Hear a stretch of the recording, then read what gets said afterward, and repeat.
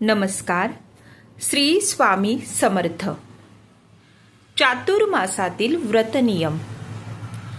चातुर्मासाच्या कालावधीत सूर्योदयापूर्वी उठून स्नान करण्याचा संकल्प करावा. रात्री लवकर झोपून सकाळी लवकर उठावे. दिवसाची सुरुवात लवकर झाल्यास संपूर्ण दिवस ऊर्जावान व आनंदात जातो. विचार सात्विक राहतात. दररोज स्नानानंतर सूर्यदेवास अर्घ्य द्यावे व यथाशक्ती गायत्री मंत्राचा जप करावा. दररोज देवपूजा करताना बाळकृष्ण किंवा भगवान विष्णूंच्या प्रतिमेस एक तुलसी पत्र अर्पण करावे. दररोज घरात पंचमहायज्ञ अवश्य करावा. हे 5 महायज्ञ केल्यास ऋण, वैर, हत्या वगैरे दोष जातात. याचा विधी असा की देवयज्ञ दररोज सकाळी अग्नीला 1 चमचा शुद्ध तूप घालावे.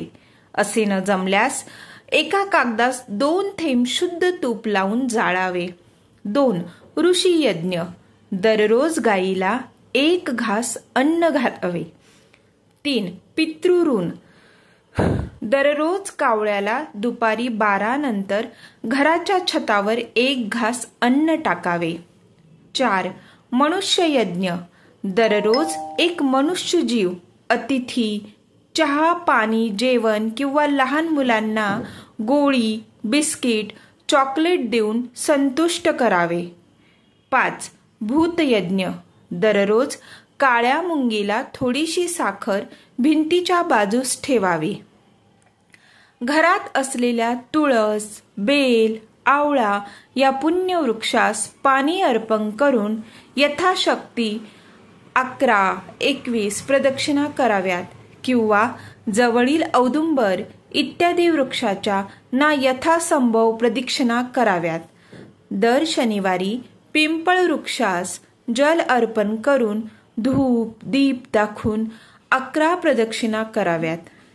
दिवसभरात वेळ मिळेल तेव्हा नित्य उपासना, नित्य सेवा अवश्य करावी. त्यात गुरूंचा मंत्र जप, कुलदेवी कुलदेवतेचा जप, इष्टदेवतेचा जप, स्तोत्र पठन करावे. दररोज व्यंकटेश स्तोत्र, विष्णू सहस्रनाम, हरिपाठ, मनाचे श्लोक, गणपती स्तोत्र इत्यादी पठन करण्याचा नियम करावा. चातुर्मासात मांसाहार कटाक्षाने वर्ज करावा. नेहमीच शाकाहाराचा स्वीकार करून स्वतःची आध्यात्मिक, आधिभौतिक व आधिदैविक प्रगतीसाठी प्रयत्न करावा. शाकाहार हाच मानवाचा आहार आहे. मांसाहार करण्यापर्यंत परलोकी अनंत यातनांना सामोरे जावे लागते असे वर्णन गरुड पुराणात तसेच संतांच्या अभंगवाणीतून येते. दररोज भगवान विष्णूंच्या प्रतिमेसमोर उभे राहून 1 वेळा प्राकृत अथवा संस्कृत पुरुष सूक्त पठन करावे. यामुळे बुद्धी कुशाग्र होते. दररोज शेषशायी भगवान विष्णूच्या प्रतिमेचे पूजन करावे. दररोज देवघरासमोर 33 गोपद्मांची रांगोळी काढावी. ज्यांच्याकडे गायी असतील त्यांनी गोठ्यात ही 33 गोपद्मे काढून त्यावर हळदी कुंकू अर्पण करून पूजन करावे. 4 महिने आवडत्या वस्तूचा त्याग करावा.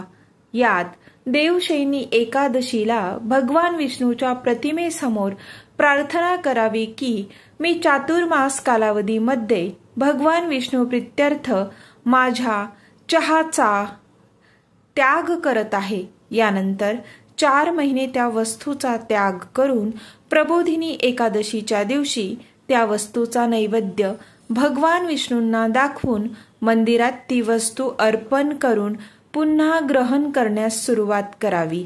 यामुळे ती वस्तू व्रत करणाऱ्यास चिरकाल प्राप्त होते.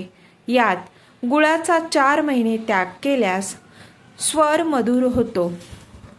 खायचा पानाचा विडा 4 महिने त्याग केल्यास पापमुक्ती लाभते आणि कंठ मधुर होतो. दुधाचा 4 महिने त्याग केल्यास वंशवृद्धी होते. दह्याचा 4 महिने त्याग केल्यास अंतकाळी भगवंताचा गोलोक प्राप्त होतो. चातुर्मासचे 4 महिने काळे आणि निळ्या रंगाच्या वस्त्राचा त्याग करावा, म्हणजे या रंगाचे वस्त्र परिधान करू नये. चातुर्मासचे 4 महिने पलंग, बेड, गादी इत्यादीवर झोपू नये. भूमी शयन करावे, म्हणजे जमिनीवर अंथरून सतरंजी इत्यादीवर शयन करावे. चातुर्मासचे 4 महिने तसेच नेहमीच परनिंदा करणे व ऐकणे या दोन्हींचा त्याग करावा. चातुर्मासचे 4 महिने तांब्याच्या तसेच काश्याच्या ताटात भोजन करू नये. चातुर्मासचे 4 महिने शक्य असल्यास पळसाच्या पानाच्या पत्रवाळीवर भोजन केल्यास एकादशी व चंद्रायन व्रताने जे फळ प्राप्त होते ते या पत्रावळीवर भोजनाने प्राप्त होते. माहिती आवडली असल्यास शेअर नक्की करावी. श्री स्वामी समर्थ.